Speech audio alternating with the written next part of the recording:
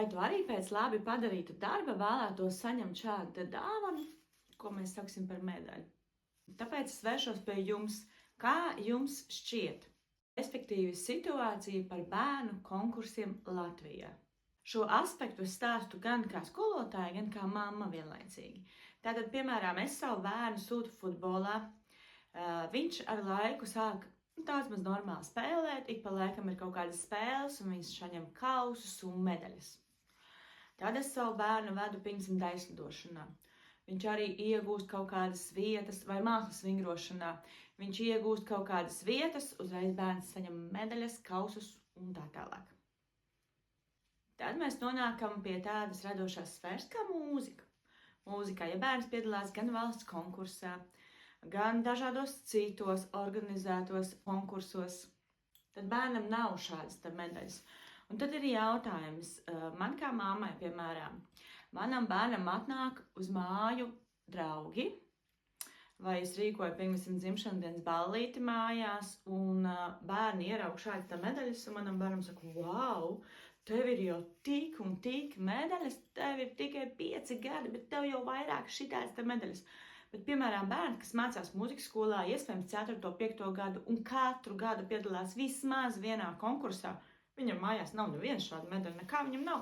Viņam ir tikai tas kā diplomiņš, lapiņu, ko parādīt, bet neviens taču neies tagad ņemt ārā no skapja kaut kādu lapu, vai karināt pie sienas, vai līmēt, lai visi draugi, kas atnāk ciemos, redz, ka tev ir kaut kāda sasnieguma, tu kaut ko esi piedalījies, ar kaut ko nodarbojies un tādā garā. Un tad es esmu daudz runājis ar vecākiem, kā viņi jūtas, un pati arī tagad sapratos, kā es jūtos. Es, kā skolotāja un mamma, sagatavoju savu bērnu konkursā un iegūšu šādu medaļu.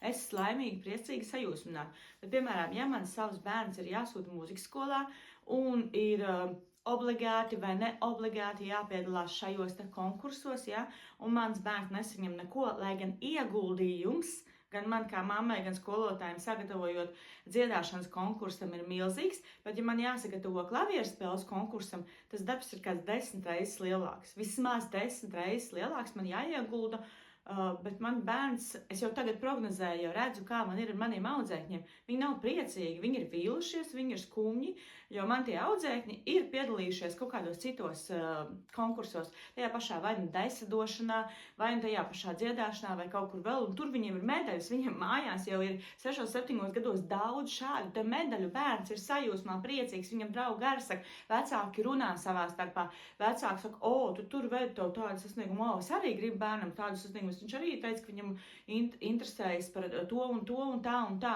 Bet mūzikā ir jautājums, kāpēc tā ir? Kāpēc nekas nav mainījies? Kāpēc mēs neko nemainam? Vai kāpēc tas tā ir? Un tad mēs brīnamies, kāpēc vecāki man saka, piemēram, es nevēlos savu bērnu konkursā. Paldies, skolotāji, ka jūs piedāvājāt, bet es nevēlos savu bērnu konkursā. Vienkārši nevēlos, lai viņš piedalās nekādā gadījumā. Es nevēlos to un viss nevēlos. Tad ir vēl viens interesants jautājums, vai tiešām sagatavot bērnu skolotājam klavierspēles konkursam vai bērnu sagatavot dejošanas konkursam, kas iespējams ir vispār grupu konkurss, ja? Bieži vien dejošanā es novērojusi dejo tādi bērni, kuriem tur nebūtu jādejo. Diemžēl jā. Protams, ar laiku katram bērnam var attīstīties tā prasme, spēja ritmiskāk dejot vai ritmiski vispār dejot, ja? Bet tāds viduvējs bērns vai švaks bērns, ejot dejošanas pulciņā, brauc regulāri uz konkursiem un iegūst medaļas, vietas, apbalvojums, ir priecīgs, laimīgs un sajūsmā. Savukārt mūzikā pēc, piemēram, klavierspēles konkursiem bērni saņem tādas simboliskas dāvaniņas, ja? Bet tas gandarījums, es redzu, viņu acīs īsti nav, jo tas darbs ir šitik milzīgs no viņiem prasīts. Bet tā atdeve atpakaļ par to gan vecākam, gan bērnam ir tāda.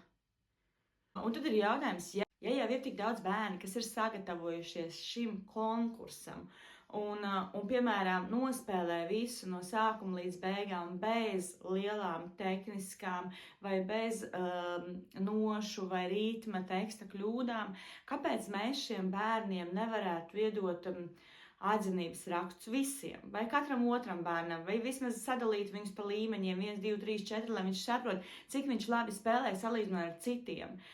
Nevis, ka tikai dažiem mēs kaut ko iedodam un pārējiem neko. Tieši par šo apbalvojumu, lai ar šis skolotājs saprot, tad es saprotu, jā, ir citi bērni, kas labāk spēlē par manu audzēkni, bet lai es saprotu, kādā līmenī es esmu, cik zemā līmenī es esmu, jā, kaut kādu iedaļu vai punktus vai sadaļu vai kaut kādu atgrieznisko saiti par to, uz ko mums tiekties.